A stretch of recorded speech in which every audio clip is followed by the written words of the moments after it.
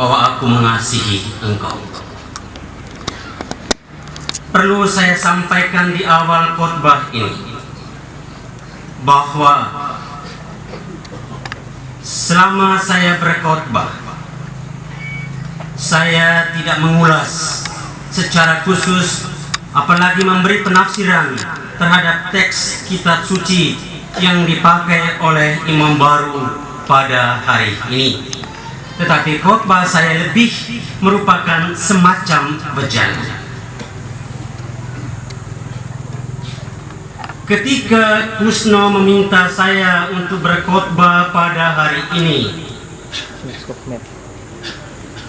saya teringat akan prinsip dasar saya sebelum saya mulai mengajar para mahasiswi saya di STF Kaledollero, yang salah satu muridnya adalah Kusno ini. Saya berprinsip, saya tidak mendidik engkau supaya kelak engkau memanggil saya guru, tetapi supaya kelak engkau melebihi saya sebagai guru. Kata Yesus, seorang murid tidaklah lebih dari gurunya selama masa pendidikan, tetapi setelah tamat, murid bisa sama dengan guru dan bahkan melampaui guru. Dan hari ini Kusno sudah melampaui saya sebagai guru, dan untuk itu sebenarnya saya tidak pantas untuk berkhotbah orang yang sudah melampaui saya, apalagi memberi bijangan kepada seorang Kusno, imam yang belum ada dosanya.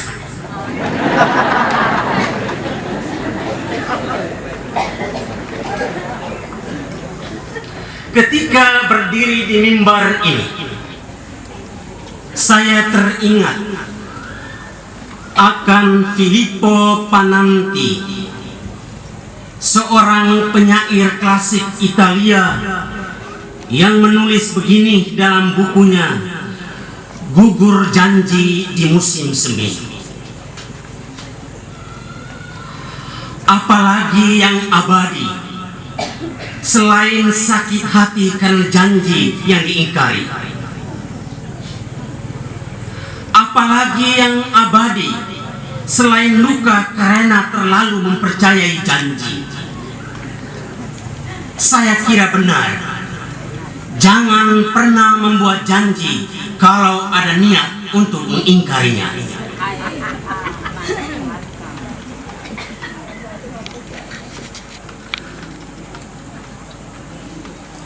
Saya hanya memberikan 1-2 wejangan seperti yang saya sampaikan tadi.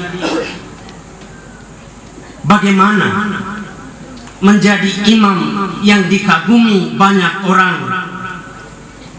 imam yang melebihi kami semua yang sudah senior dalam imamat ini.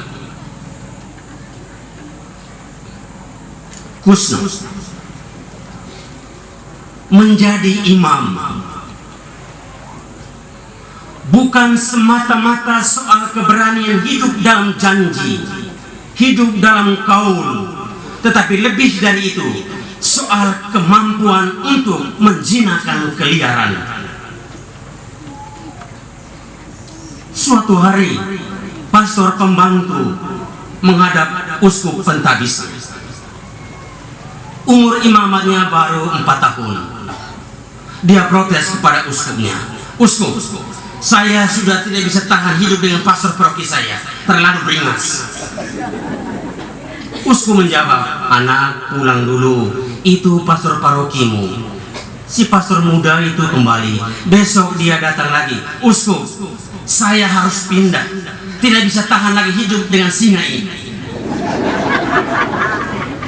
Uskup menjawab, "Anak, pulang, refleksikan dulu, engkau baru di paroki itu."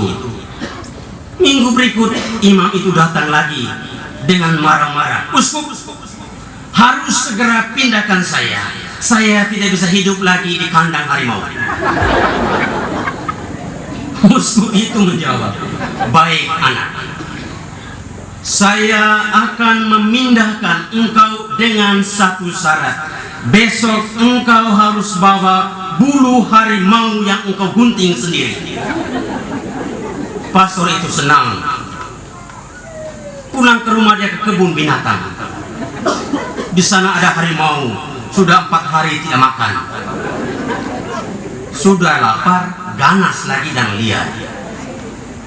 Dengan doanya sedikit, dengan gayanya sebagai anak muda bersiul-siul sedikit, bernyanyi-nyanyi sedikit, harimau tertidur. Dia menggunting bulu harimau. Dia bawa ke uskup. Uskup, ini bulu harimau yang kau minta kemarin, saya sudah dapat dan segera pindahkan saya. Uskup menjawab, anak, harimau yang jinak, yang liar itu saja bisa kau jinakkan, apalagi pastor paroki. Pulang dan jinakkanlah pastor paroki. Saya kira benar saudara-saudari, sekali lagi, menjadi imam bukan soal kemampuan dan keberanian untuk hidup dalam janji, hidup dalam kaul, tetapi soal kemampuan dan keberanian untuk mengendalikan keliaran dalam tubuh. Kita semua liar, tergantung bagaimana cara menjinakkannya. Husnu, ketika Tuhan memilihmu menjadi imam, pada saat itu Ia meletakkan secara serentak domba di bahu kananmu dan kambing di bahu kirimu. Itu berarti Husnu, jadilah imam untuk semua. Jadilah gembala yang berbau domba, berbau kambing, bukan berbau alkohol. Husnu, ketika Tuhan memilihmu menjadi imam, Ia membiarkan ilalang dan gandum tumbuh bersamaan di dalam dirimu. Itu berarti jadilah gembala yang sadar akan kelebihanmu dan mengerti akan semua kerapuhanmu. Jadilah gembala yang berhati ibu. Tuhan tidak memanggil orang-orang suci, tetapi menyucikan orang-orang yang dipanggilnya. Maka Husnu, sadarlah bahwa engkau adalah imam yang dipilih dari tengah manusia dengan segala aspek kemanusiawiannya. Engkau adalah tanah liat yang bisa pecah kapan saja dia mau. Dan ingat, dalam keterbatasanmu, kekekalan kasih Tuhan selalu tampak. Sehingga meski ditindak tetapi tidak terjepit, habis akal tapi tidak putus asa, dibuang tapi tidak binasa. Dengan demikian spiritualitas bulu ketiak berlaku, dijepit tetap bertumbuh.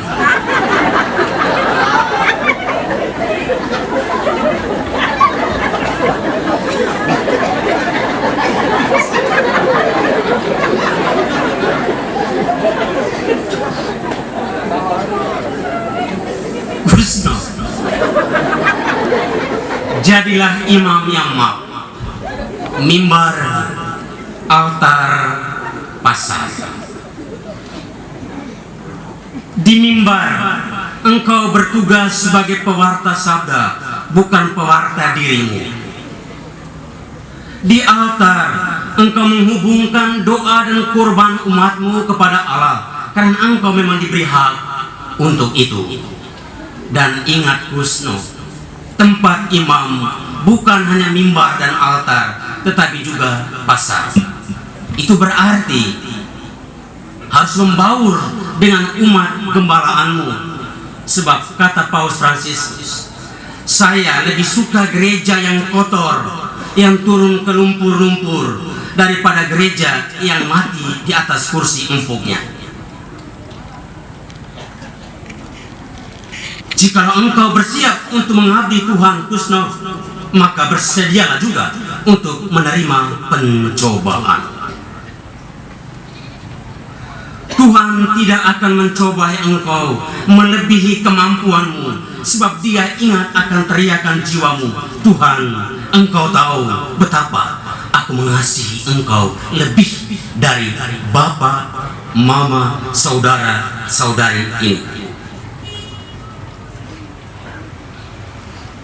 Saya sangat percaya Kusno yang ganteng ini tidak sempat membuat janji kepada lawan jenisnya dulu. Jika iya, maka benar kata Filippo Pananti tadi, apalagi yang abadi selain sakit karena janji yang diingkari, apalagi yang abadi selain luka karena terlalu mempercayai janji. Tabisan Imam 5 Oktober kemarin semestinya tidak dilihat semata-mata sebagai peristiwa pengucapan janji kekal, tetapi juga sebagai peristiwa pembuktian bahwa salah satu hakikat Tuhan adalah Dia pandai membuat tanda heran. Bisa jadi orang tua dan saudara-saudaranya tidak pernah menyangka Kusno ini menjadi imam. Ingat saudara-saudari, Tuhan pandai membuat tanda heran.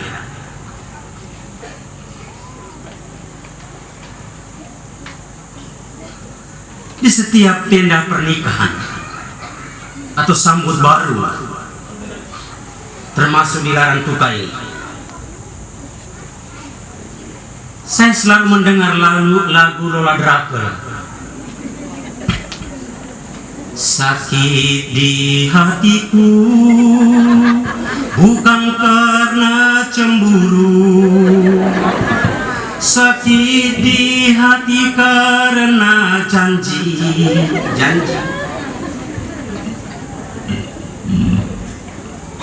Terlalu banyak orang yang bahagia karena janji, terlalu banyak orang juga yang sakit hati karena janji. Terlalu banyak orang yang tertawa karena janji, terlalu banyak juga yang menangis karena janji. Sesungguhnya saudara-saudari, sakit hati karena cemburu bisa diobati, tetapi sakit hati karena mengingkari janji, lukanya terbawa sampai kapanpun. Tuhan yang suci itu juga maha pencemburu. Dia akan cemburu kalau janjimu yang sudah diikrarkan tanggal 5 kemarin engkau tarik kembali. Ingat betapa sakitnya hati Tuhan karena kekasihnya diambil orang. Kusno, ingat janjimu pada Tuhan. Semakin engkau teguh merawat janjimu, semakin pula Tuhan mencintaimu. Goyang janji, goyang cinta. Kusno, Tuhan yang engkau cintai menunggumu di Portugal.